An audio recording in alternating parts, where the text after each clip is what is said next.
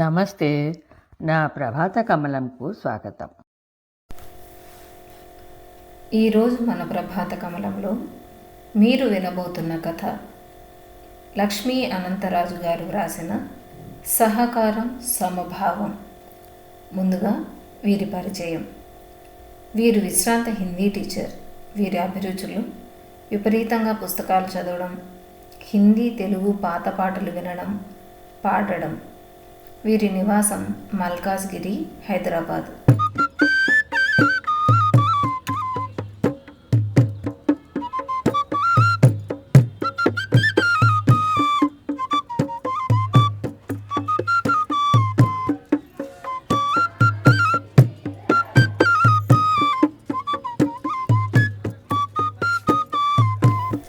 ఇక సహకారం సమభావం కథలోకి వెళ్దామా? మే నెల ఎండ మండిపోతోంది. అందున మిట్ట మధ్యాహ్నం. కారుతున్న చెమటని ఓ చేత్తో తుడుచుకుంటూ ఎండ మండిస్తున్న కొంచెం ప్రసన్నంగానే ఆ కాలనీలోకి అడుగుపెట్టింది సరళ. భుజానికి బరువుగా వేలాడుతున్న ఏరియల్, పాండ్స్, డాబర్ డబ్బాల సంచి. ఇంటింటికి తిరిగి వాటి గుణగణాలు వివరిస్తూ, ఆరోగ్య సూత్రాలు వల్లిస్తూ రోజుకు ఓ 30 డబ్బాలు వరకు అమ్ముతుంది. ఇంకా చదువు పూర్తి కానందువల్ల ఈ సేల్స్ గర్ల్ అవతారం ఎత్తింది. హఠాత్తుగా తండ్రి కాలం చేయడం వల్ల కుటుంబ బాధ్యత తల్లిపై పడింది. టైలరింగ్ వచ్చిన తల్లి ఓ బొటిక్లో చేరింది. తను, అన్నయ్య మురళి ఇద్దరూ ప్రైవేటుగా చదువుకోవడం మొదలెట్టి చిన్న కంపెనీలో సేల్స్ ఉద్యోగం చేయడం మొదలుపెట్టారు. ఒక్కో వారం ఒక్కో ఏరియాకి వెళ్తారు. పని మీద ఉన్నప్పుడు నో సెంటిమెంట్.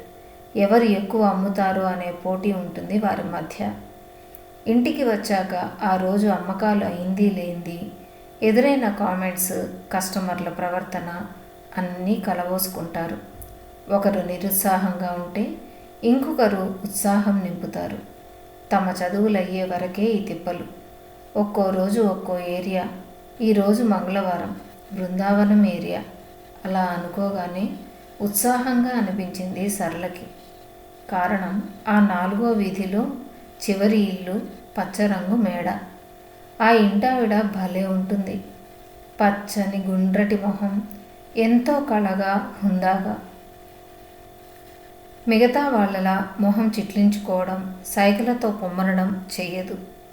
ఆ ఇంట్లోని 4 వాటాలలో దిగువ మధ్యతరగతి మహారాజులే ఉండడం, మహారాజులు ఆఫీసులకి ఏగాక మహారాణులు మధ్యాహ్నం పూట ఇంటి దగ్గరికి అమ్మ వచ్చే నిత్యావసరాలు, కూరగాయలు, చీరలు కుడి ఎడమగా బేరమాడి కొంటుంటారు. ఆ కాంపౌండ్లోకి అడుగిడితే భలే బేరం సాగుతుంది సరళకి. ఆ పెద్దావిడ ఆండాళమ్మ కష్టం సుఖం తెలిసిన మనిషి. చాలా రోజులుగా సరళని గమనిస్తున్నది. కాలేజ్లో చదువుకునే అమ్మాయి అయినా పరిస్థితుల వల్ల సేల్స్ గర్ల్గా చేస్తున్నా ఎంతో నిండైన వస్త్రధారణ, ఓర్పు, నేర్పుతో కూడిన సరళ అంటే ఎంతో సదభిప్రాయం ఆమెకు. అందుకే ప్రతిసారి తను కొనకపోయినా సరళని కాంపౌండ్లోనికి రాణిస్తుంది. అద్దెవారినే కాకుండా ఇరువైపులా ఉన్న కుటుంబాలను కూడా కేకేస్తుంది. ఓ హనుమాయి, వెంకటమ్మ రండి, మొన్న సబ్బులు కావాలన్నారుగా, సరళ వచ్చింది. ఇదిగో రాజమ్మ, రావమ్మ, పొద్దస్తమానం ఇంట్లో ఏం చేస్తారో ఏమో. వస్తున్నాం వదిన, నీకంటే చేసి పెట్టే కోడలుంది, తీరిగ్గా కూర్చొని పిలుస్తావు అంటూ ఛాయాదేవి వస్తుంది. సరళ, ఆ లవ్లీ ఇయ్యమ్మ, మొన్న తీసుకుంది కోడలు అట్టి పెట్టుకుంది అంటూ మూతి తిప్పింది సులోచన. లవ్లీ కాదే, ఫెయిర్ అండ్ లవ్లీ అంటూ పకాలన నవ్వింది చంపాబాయి. మైసమ్మ 4 బట్టల సబ్బులు, పూర్ణిమ ఏరియల్ రీఫిల్ ప్యాకులు, షైనీ పాండ్స్ క్రీము, ఇలా ఓవైపు అమ్మకాలు సాగుతుంటే మరోవైపు కష్టసుఖాల కలబోతలు, సమస్యలు, పరిష్కారాలు జరిగిపోతుంటాయి. పిల్లగాడికి ఫీజు కట్టలేదని రావద్దని చెప్పింది పెద్ద టీచరు.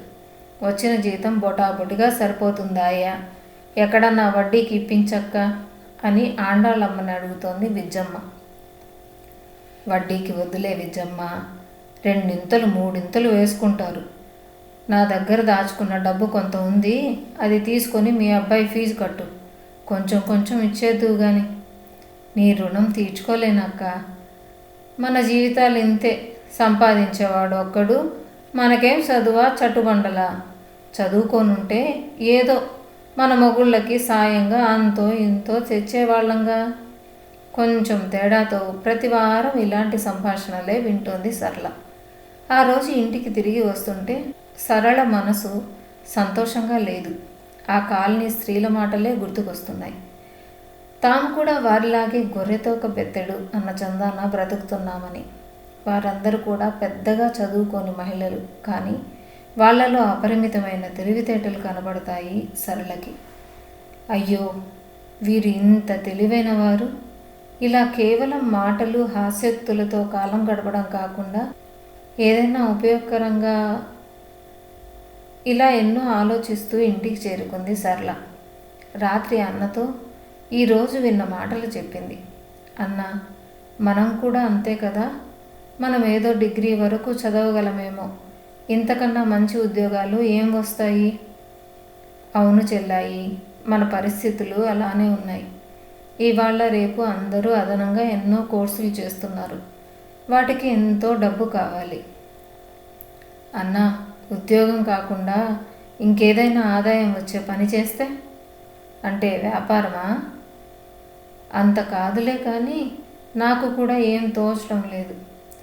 పిల్లలిద్దరి మాటలు వింటున్న కావేరి మదిలో తళుక్కున ఓ ఆలోచన మెరిసింది. రే మురళి, నువ్వు పనిచేసే అగరబత్తీల కార్ఖానాలో అందరూ ఆడవాళ్లేగా పనిచేసేది? అవును, తయారీ, ప్యాకింగ్ అంతా ఆడవారే. అజమాయిషీ కూడా ఆడవారే. మార్కెటింగ్కి మాత్రం మగవాళ్ళని పెట్టారు. అమ్మ, అసలు ఈ కార్ఖానా కూడా మా ఓనర్ గారి అమ్మ తులసమ్మ గారి ఆలోచనట. ఆ అమ్మ వాళ్ళ ఊరి ఆడవాళ్ల కోసం ఈ ఆలోచన చేసింది.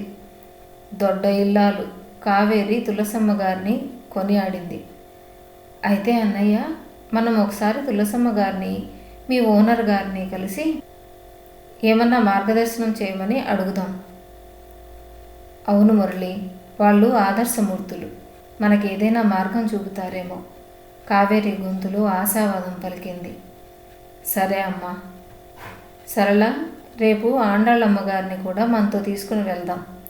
అలాగే. ఆ రాత్రి ఆ ముగ్గురు రేపటిపై ఆశతో హాయిగా నిద్రించారు. మర్నాడు అన్నా చెల్లెలు ఆండాళ్ళమ్మగారిని తీసుకొని తులసమ్మ గారిని కలిశారు. ముందు రోజు సాయంత్రమే సరళ ఆండాళ్ళమ్మగారికి తమ ఆలోచన వివరించింది. నోట మాట రాలేదు ఆండాళ్ళమ్మకి. ఇంటి పని తప్ప రెండో పని తెలియని తాము, సంతకం పెట్టడం కన్నా పెద్దగా చదువురాని తాము కూడా ఇంట్లో ఉండే సొంత సంపాదనా మార్గం ఏర్పరచుకోవచ్చు, తమ జీవితాలు బాగుపడతాయి అని దారంతా ఆలోచిస్తూ వచ్చింది. తులసమ్మ గారు వాళ్ళ అబ్బాయి రఘురాం వెళ్ళని సాదరంగా కూర్చోబెట్టి వచ్చిన కారణం అడిగి తెలుసుకున్నారు. వాళ్ళు ఏమంటారో అని ఎదురు చూస్తున్నారు వెళ్ళినవారు. ముందుగా తులసమ్మ గారు మాట్లాడుతూ, ముచ్చటగా ఉంది మిమ్మల్ని చూస్తుంటే. పగలంతా సామాన్లు అమ్ముతూ ప్రైవేటుగా చదువు సాగిస్తూ, మీరే కాక తోటివారు కూడా బాగుపడాలి అనే మీ సహృదయత, సామాజిక స్పృహకి ఆనందంగా ఉంది. నేను కూడా మీలాగే ఆలోచించా. వర్షాలు లేక వ్యవసాయం మూలబడిన మా ఊరిని చేయడానికి వేరే పని రాని ఆడవారిని, మగవారిని చూసి వాళ్ళ కోసం ఏదైనా చేయాలనుకున్నా. అప్పుడు ప్రభుత్వం అందిస్తున్న ప్రోత్సాహకాలు, రాయితీలు తెలుసుకొని ఊరి వారికి కూడా అవగాహన కలిగించా. ముందు నేనే పెట్టుబడి పెట్టా. ఇక్కడ ఈ అగరబత్తీల యూనిట్ మొదలుపెట్టా. మా ఊరిలో ఇంకో యూనిట్ పెట్టించా. చిన్నగా చాలామంది PMMY స్కీమ్లో లోన్ తీసుకొని వ్యాపారాన్ని అభివృద్ధి బాట పట్టించారు. వారంతా ఈ వ్యాపారంలో భాగస్వాములే. మా రఘురాం మీకు కావలసిన సహాయం చేస్తాడు అంటూ ముగించింది. మరికొన్ని రోజుల్లో ఆ పచ్చరంగు మేడ వెనక భాగంలో బృందావన అగరబత్తి చిన్న తరహా పరిశ్రమ ఆరంభించబడింది. ఆ చుట్టుపక్కల చాలామంది ఆడవాళ్ళు అక్కడ చేరారు. అక్కడ ఎవరూ కూలీలు కారు. అందరూ తమకు తగిన పెట్టుబడి శ్రమ జత చేసి ఆత్మనిర్భర్గా నిలిచారు. ముందుకు నడుస్తున్నారు. సరళ సూపర్వైజర్గా, మురళి మార్కెటింగ్ ఇన్ఛార్జిగా కుదిరిపోయారు. పాపం వారంతా సరళ అమ్మే లవ్లీని మిస్ అవుతున్నారు. రేపు మేడే జరుపుకుంటున్నారు. మహిళలందరూ వినవలసిన ఇన్స్పిరేషనల్ స్టోరీ అండి ఇది.